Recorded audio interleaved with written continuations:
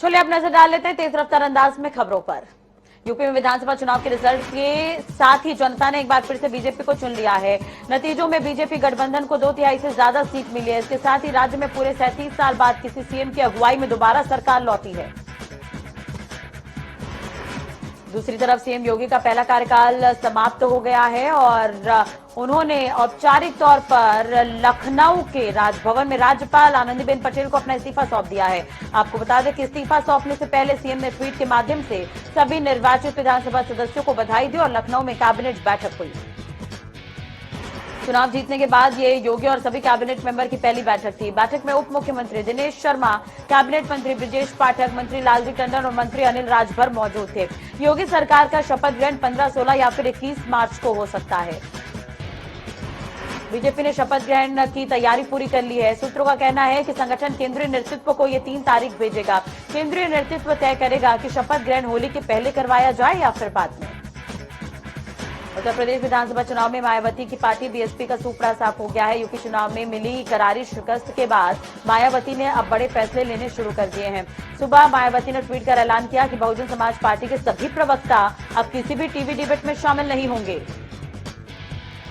साथ ही मायावती ने मीडिया पर जातिवादी रवैये का आरोप लगाया है। मायावती ने अपने ट्वीट में लिखा, यूपी विधानसभा चुनाव के दौरान मीडिया की ओर से अपने आकाओं के दिशा निर्देशन में जो जातिवादी, द्वेषपूर्ण और घृणित रवैया अपनाकर अम्बेडकरवादी बीएसपी मूवमेंट को नुकसान पहुंचाने का काम किया गया, वो किसी से छिपा नहीं है। कासगंज में राष्ट्रीय भूमि कृमि मुक्ति दिवस पर स्वास्थ्य विभाग की ओर से प्राथमिक विद्यालय में कैंप का आयोजन हुआ, जिसका सीडीओ तेज प्रताप सिंह ने फीता काटकर उद्घाटन किया। आपको बता दें कि 1 साल से लेकर 19 साल तक के बच्चों को कृमि संक्रमित रोग के रोकथाम के लिए दवा का सेवन करवाया जाएगा। लखनऊ में सपा की सरकार न बनने से आहत युवक ने जहर खा लिया और रिजल्ट आने से पहले युवक ने वीडियो वायरल कर कहा कि अगर सपा की सरकार नहीं आई तो वो जान दे देगा। नगर पालिका अध्यक्ष आशीष शर्मा ने हाथरस के सासनी गेट पर चल रहे काम का औचक निरीक्षण किया और कर्मचारी को जरूरी दिशा निर्देश दिए। आगरा में राष्ट्रीय लोक अदालत में आग लग गई, जिसके कारण सभी तैयारियां पूरी कर ली गई थी और बता दें कि राष्ट्रीय लोक अदालत में लोगों के 2 लाख से ज्यादा वादों का निस्तारण होगा।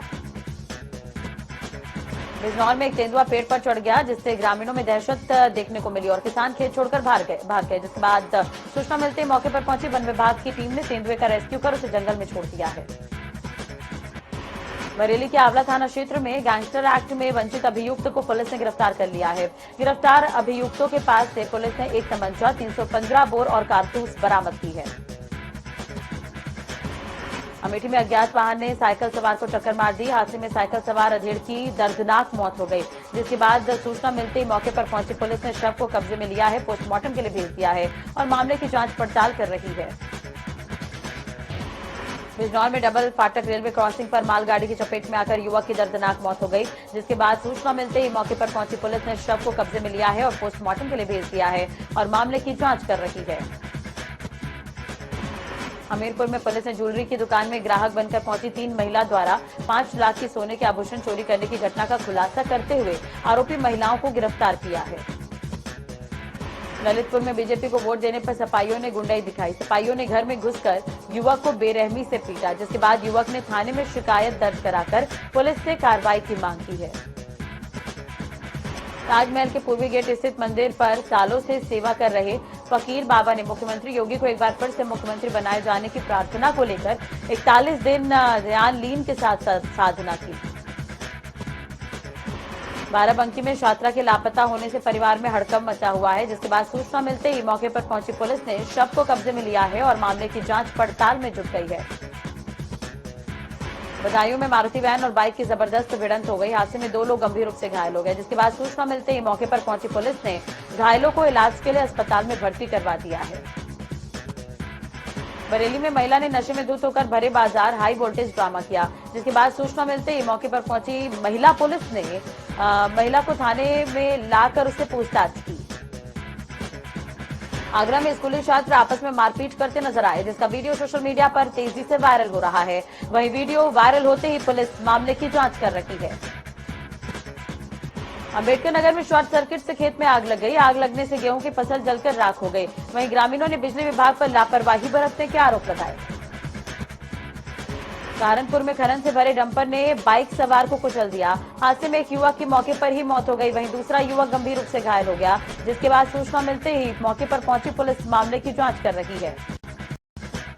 लखनऊ में डकैती शामिल बदमाश और पुलिस के बीच मुठभेड़ हो गई। मुठभेड़ के दौरान बदमाश के पैर में गोली लग गई, जिसके बाद घायल बदमाश को इलाज के लिए अस्पताल में भर्ती करवाया गया। वहीं एक आरोपी की तलाश जारी है। गाजियाबाद के साहिबाबाद थाना क्षेत्र में एक दोस्त ने ही अपने दोस्त को अपने घर बुलाकर मौत के घाट उतार दिया, जिसके बाद सूचना मिलते ही मौके पर पहुंची पुलिस ने शव को कब्जे में लिया है और पोस्टमार्टम के लिए भेज दिया है। मामले की जांच जारी है। बिजनौर के कोतवाली शहर क्षेत्र में 28 फरवरी से लापता पति पत्नी की लाश घर के आंगन में दबी मिली, जिसके बाद सूचना पर पहुंची पुलिस ने दोनों के शव को जेसीबी से निकालकर पोस्टमार्टम के लिए भेज दिया। वहीं पुलिस ने घटना के आरोपी को हिरासत में लिया है और कार्रवाई कर रही है। चंदौली के अलीनगर थाना क्षेत्र में सोशल मीडिया पर एक वीडियो तेजी से वायरल हो रहा है। वायरल वीडियो में युवक ने शैक्षिक प्रमाण पत्र आग के हवाले कर दिया। इसे लेकर क्षेत्र में तरह तरह की चर्चाएं चल रही हैं। देवरिया के सहजौली क्षेत्र में महंत पर ग्रामीणों ने जमीन बेचने और मूर्ति चोरी करने के आरोप लगाए, जिसके बाद ग्रामीणों ने थाने जाकर आरोपी के खिलाफ केस दर्ज कर मामले की जांच शुरू कर दी है। बरेली के इज्जत नगर थाना क्षेत्र में 5 साल की बच्ची के साथ बलात्कार करने वाले युवक को पुलिस ने मुठभेड़ के दौरान गिरफ्तार किया है। वहीं मुठभेड़ के दौरान आरोपी घायल हो गया, जिससे गिरफ्तार कर जिला अस्पताल में भर्ती करवाया गया।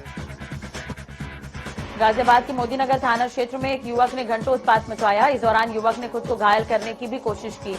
वहीं युवक ने पुलिस पर गंभीर आरोप लगाए। पूरी घटना का वीडियो सोशल मीडिया पर वायरल हो रहा है। एटा के नया गांव क्षेत्र में लोग हर्ष फायरिंग करते दिखे, जिसका वीडियो सोशल मीडिया पर वायरल हो रहा है। वहीं पूरी घटना का वीडियो सोशल मीडिया पर तेजी से देखा भी जा रहा है। सहारनपुर के मिर्जापुर थाना इलाके में मंदिर के पुजारी की गला काटकर हत्या कर दी गई, जिसके बाद सूचना मिलते ही मौके पर पहुंची पुलिस ने शव को कब्जे में लिया है और पोस्टमार्टम के लिए भेज दिया है और मामले की जांच कर रही है। चित्रकूट के मऊ थाना क्षेत्र में मऊ वियावल बालू खदान पर 2 साल की बच्ची की घाट के गड्ढे में दबकर मौत हो गई। पुलिस प्रशासन मामले को दबाने की कोशिश कर रहा है। गाजियाबाद के मुरादनगर थाना क्षेत्र में हिंदू युवा वाहिनी के जिला अध्यक्ष पर विशेष धर्म पर अभद्र टिप्पणी किए जाने के आरोप में मुकदमा दर्ज हुआ है।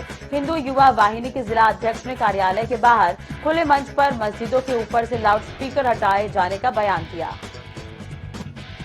अलीगढ़ के टप्पल थाना क्षेत्र में पैदल बाजार जा रहे युवक को वाहन ने टक्कर मार दी। हादसे में युवक की मौके पर ही मौत हो गई। वहीं दूसरा युवक गंभीर रूप से घायल हो गया, जिसके बाद सूचना मिलने पर पुलिस पहुंची और शव को कब्जे में लिया गया।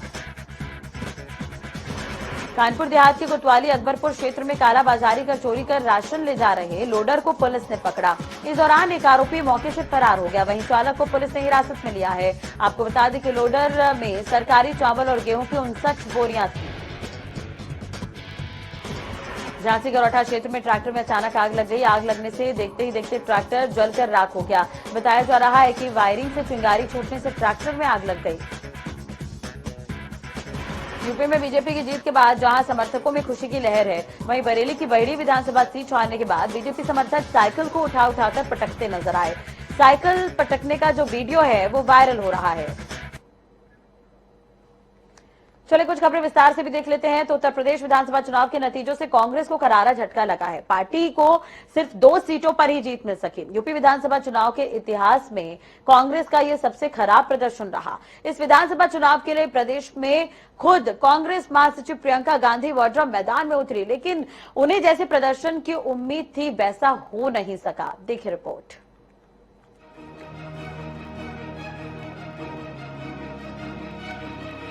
2022 यूपी विधानसभा चुनाव में कांग्रेस ने 30 साल बाद प्रियंका की अगुवाई में सभी 403 सीटों पर प्रत्याशी उतारे। लड़की हूँ लड़ सकती हूँ के नारे के साथ प्रियंका ने 40% महिलाओं के टिकट दिए। हालांकि नतीजों में कांग्रेस का प्रदर्शन पिछले विधानसभा चुनाव से भी खराब रहा। पार्टी 403 सीटों में केवल 2 सीट जीत पाई। कांग्रेस के लिए प्रियंका आखिरी उम्मीद थी। उसे लगता था उत्तर प्रदेश के चुनाव से प्रियंका का जादू चलेगा, इसके बाद शायद पार्टी में नई ऊर्जा आएगी। नतीजा बहुत निराशाजनक रहा। पार्टी को गिनती की 2 सीटें मिली, पिछले चुनाव से 5 कम। पार्टी ने 144 महिला कैंडिडेट को टिकट दिए, लेकिन केवल रामपुर खास सीट से आराधना मिश्रा को कामयाबी मिली। बाकी 137 महिला कैंडिडेट्स की जमानत जब्त हो गई। प्रियंका ने चुनाव से पहले जो 40% महिलाओं को टिकट देने का एक्सपेरिमेंट किया था, वो कांग्रेस के हक में नहीं गया। इन नतीजों के बाद निश्चित तौर पर प्रियंका की राजनीति का आकलन होगा। उनके फैसले बेशक वोटों में तब्दील नहीं हो पाए, लेकिन पूरे चुनाव में जिस तरह प्रियंका ने साफ सुथरी राजनीति को आगे बढ़ाया है, कांग्रेस उन्हें डिमोरलाइज नहीं करेगी। उत्तर प्रदेश में कांग्रेस करीब 2.5 दशक से अपनी खोई हुई जमीन तलाश रही है। 2012 के विधानसभा चुनाव में कांग्रेस ने 28 सीटें जीती थी। वहीं 2014 के लोकसभा चुनाव में मोदी लहर में कांग्रेस सूबे में सिर्फ 2 सीटें तक ही सिमट कर रह गई। 2017 विधानसभा चुनाव में कांग्रेस ने सपा के साथ गठबंधन किया और 114 सीटों पर चुनाव लड़ा। इसमें से केवल 7 सीटों पर कामयाबी मिली। 2019 के लोकसभा चुनाव में कांग्रेस केवल अपना गढ़ रायबरेली ही बचा पाई थी। इस दौरान प्रियंका रायबरेली में प्रचार कर रही थी। बीते 17 साल से कांग्रेस की राजनीति का बड़ा चेहरा रही प्रियंका 2019 में राष्ट्रीय महासचिव बनाई गई। सबको लगने लगा था कि वो ही कांग्रेस के डूबते हुए जहाज को किनारे तक ले जाएंगी, लेकिन 2022 के चुनाव ने सभी उम्मीदों पर पानी फेर दिया। कांग्रेस के वरिष्ठ नेता अशोक गहलोत, भूपेश बघेल, सचिन पायलट ने भी उत्तर प्रदेश में आकर रैलियां की। अकेले प्रियंका ने 42 रोड शो किए। आखिरी चरण के चुनाव प्रचार तक उन्होंने कुल 167 रैलियां और जनसभाएं की, लेकिन नतीजों ने सारी मेहनत पर पानी फेर दिया। Bureau report, INH 24/7। Uttar Pradesh की जनता में फिर से बीजेपी को चुना है। यूपी में 37 साल बाद किसी मुख्यमंत्री की अगुवाई में दोबारा सरकार लौटी है, इसलिए लखनऊ से लेकर दिल्ली तक भगवा गुलाल की होली खेली जा रही है, क्योंकि यूपी चुनाव में विपक्ष के सारे मुद्दे योगी आदित्यनाथ के बुलडोजर के आगे धराशायी हो। उत्तर प्रदेश, उत्तराखंड, मणिपुर और गोवा में भारतीय जनता पार्टी की प्रचंड बहुमत की सरकार बनने जा रही है। इन 4 राज्यों में प्रधानमंत्री मोदी जी के विकास और सुशासन को एक बार फिर से जनता जनार्दन ने अपना आशीर्वाद दिया है।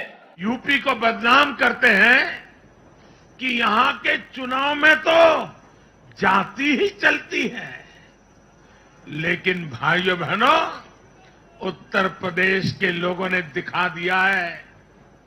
2014 के चुनाव नतीजे देखें, 2017, 2019 के नतीजे देखें और अब फिर 22 में भी देख रहे हैं।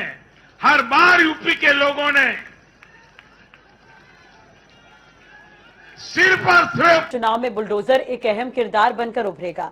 जैसे जैसे चुनावी रैलियों का सिलसिला बढ़ा, बुलडोजर भी अपने रंग दिखाने लगा। यूपी चुनाव में पक्ष विपक्ष के नेताओं के बयानों की खूब बातें हुई, रैलियों की भीड़ भी चर्चा में रही, लेकिन असली सियासी महफिल तो बुलडोजर ने लूट ली। जीत गया बाबा बुलडोजर वाला। उत्तर प्रदेश के चुनावी नेताओं के बाद कोई चर्चा में था तो वो था बुलडोजर। जहां भी योगी आदित्यनाथ की रैली या सभा होती, वहां बुलडोजर का जिक्र अपने आप आ जाता। यह बात बुलडोजर को सजा धजा कर खड़ा कर दिया जाता। लोग भी बड़े मजे से बुलडोजर को देखते, या यूं कहें कि भाजपा के लिए बुलडोजर एक भीड़ जुटाऊ हथकंडा बन गया था। जैसे जैसे चुनावी रंग चढ़ता गया, सीएम योगी बुलडोजर बाबा कहलाने लगे। वो भी बिना एतराज जताए से सुशासन की उपाधि मानकर भुनाने लगे। वहाँ देखो बुलडोजर भी खड़े हैं मेरी सभा में। प्रभु राम की कृपा योगी जी पे बरस गई। जय हो जय हो जय हो। चुनाव जीतने के बाद राजधानी लखनऊ में भाजपा कार्यालय के बाहर तो कुछ उत्साहित समर्थकों ने बुलडोजर पर सवार होकर भगवा झंडा फहराकर जीत का जश्न मनाया। कोई बनाना इनका साथी, योगी के गाने भाइयों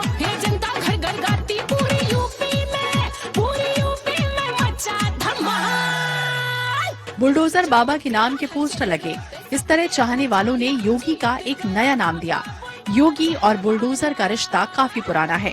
दरअसल 2017 में सत्ता पाने के बाद सीएम योगी ने माफियाओं की अवैध संपत्ति पर बुलडोजर नीति का ऐलान किया था। मुख्तार अंसारी से लेकर अतीक अहमद और विजय मिश्रा की अवैध संपत्तियों पर सरकार ने बुलडोजर चलाया था।